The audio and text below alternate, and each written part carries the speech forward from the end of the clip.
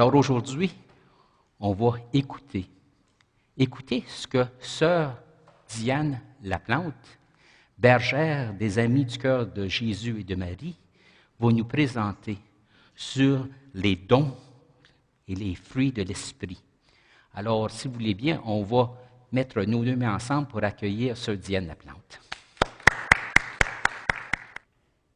Alors, bonjour à vous tous ici et à vous qui écoutez l'émission de Foi Télévision chrétienne à la télévision. On continue avec les fruits de l'Esprit Saint. Alors, durant notre temps de prière ce matin, le groupe avant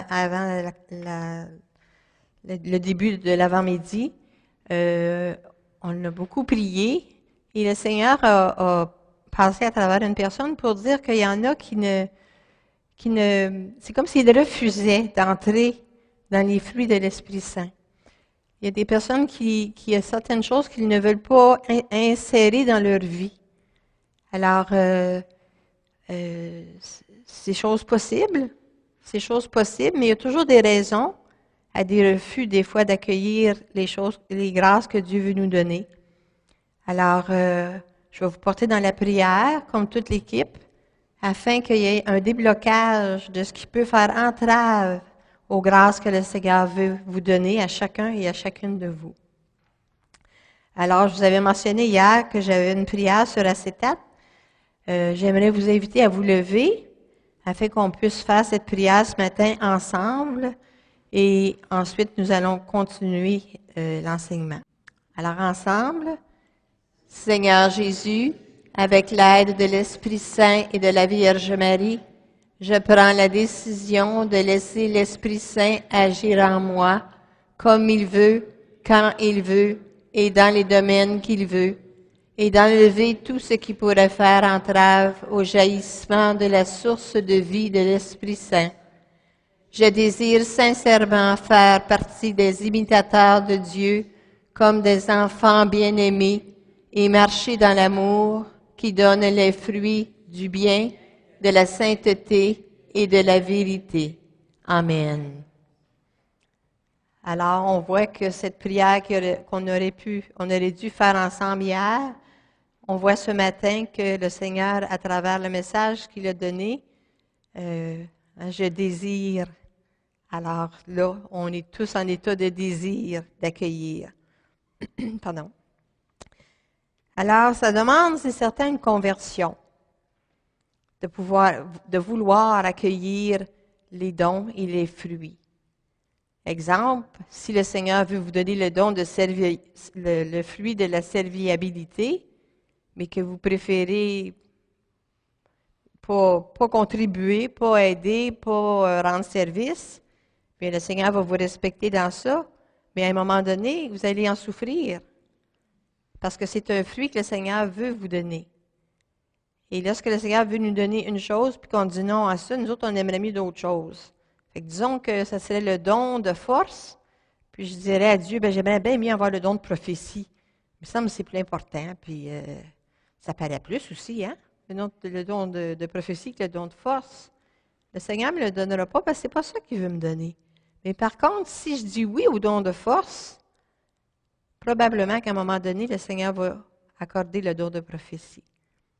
C'est pas à nous, c'est Augustin au tout début, hier soir, ne pas dire à Dieu quoi faire, mais se laisser faire. On pourrait le répéter, ne pas dire à Dieu quoi faire, mais se laisser faire. Alors ce matin, je commence avec le Père Raniero Cantalamessa, lorsqu'il a parlé de sa propre conversion. Le Père Cantalamessa, qui est prédicateur au Vatican et aussi qui était déjà venu à Ottawa et que plusieurs d'entre vous connaissez. Voici ce qu'il écrit. Cette conversion consiste à se remettre complètement et définitivement à la grâce de Dieu, le laisser les rênes de notre vie. Elle consiste à dire de tout son cœur, « Je veux Dieu et c'est tout. Dieu seul suffit. » Il s'agit de céder sa liberté à Dieu en lui disant, « Pour toute chose, quelle qu'elle soit, je te dis oui. » À l'exemple de Marie, le oui de Marie. L'appel à la conversion est pour nous rendre heureux.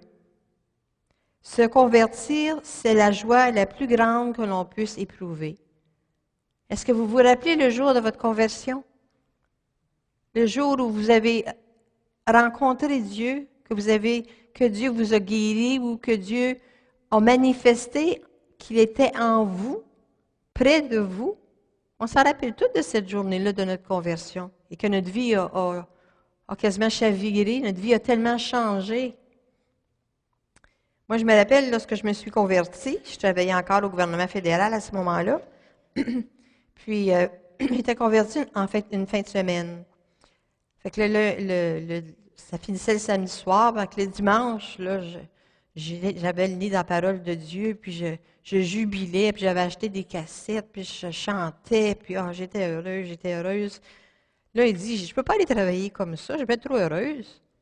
Je ne peux pas aller travailler. Je téléphone à ma secrétaire, puis je lui dis,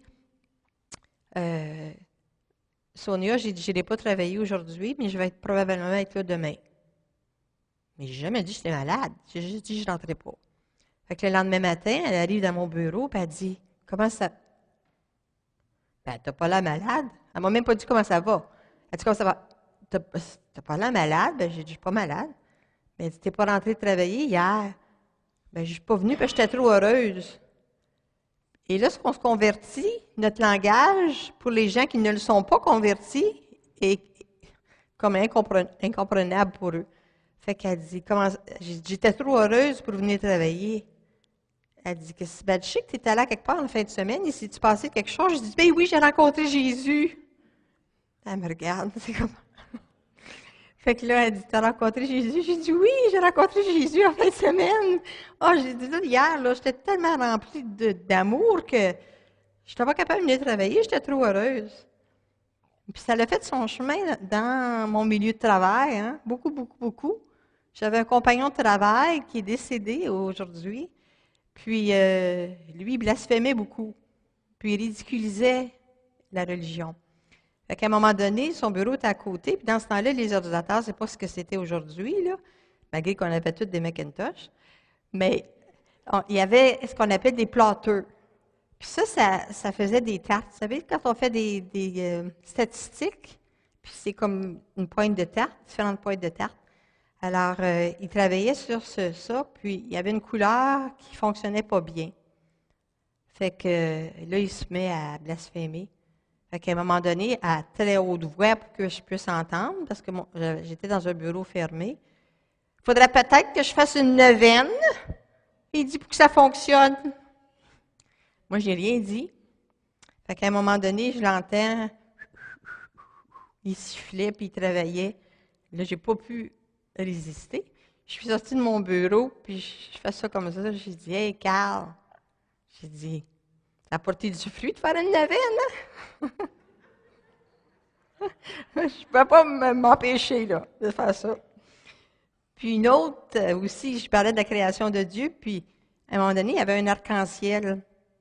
Puis j'ai expliqué le sens de l'arc-en-ciel. C'est un signe de l'alliance de Dieu. Puis l'arc-en-ciel fait le tour de la terre. Nous, on en voit juste une petite partie. Fait qu'à un moment donné, j'étais dans une réunion, on était une 50aine de personnes réunies, puis c'est une réunion assez importante.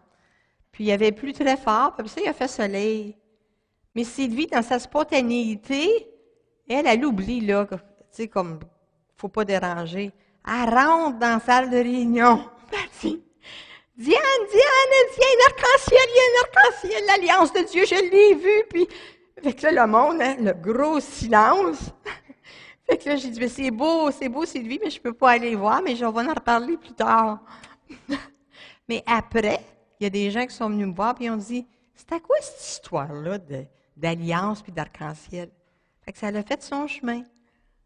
Tu sais, c'est des petits témoignages, si on peut dire, dans nos vies de chaque jour. Alors, c'est ce que dit le Père Cantalamessa. L'appel à la conversion est pour nous rendre heureux. Cette journée-là, j'étais trop heureuse pour aller travailler.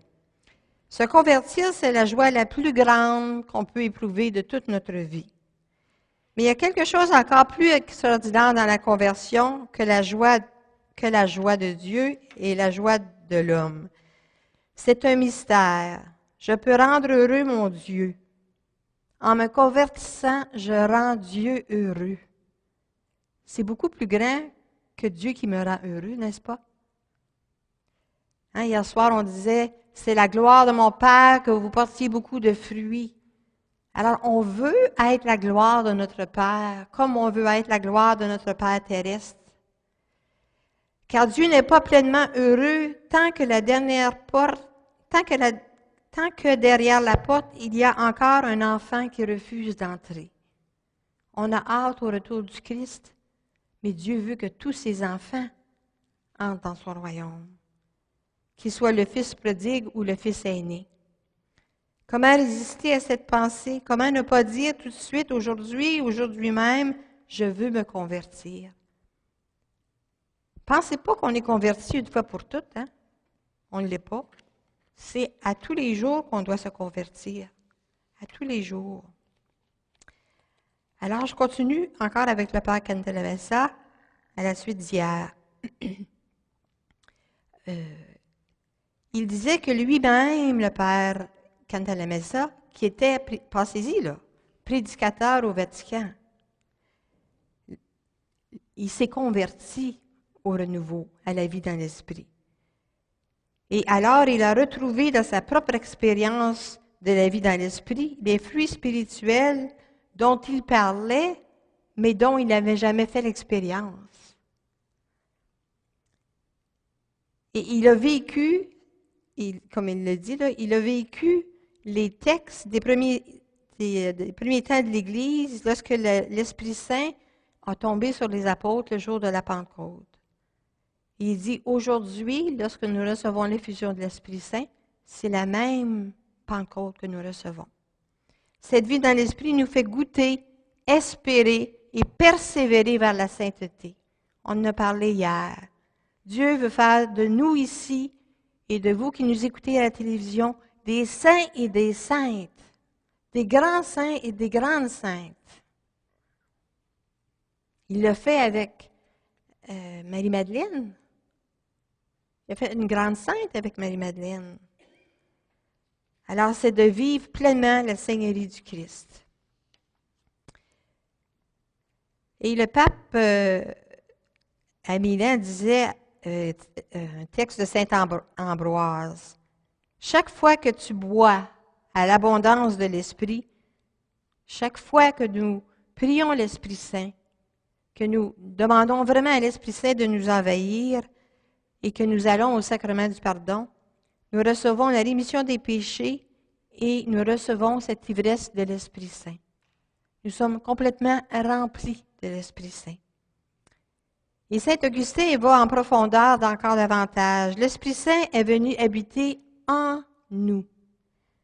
Ne le laissez pas s'éloigner.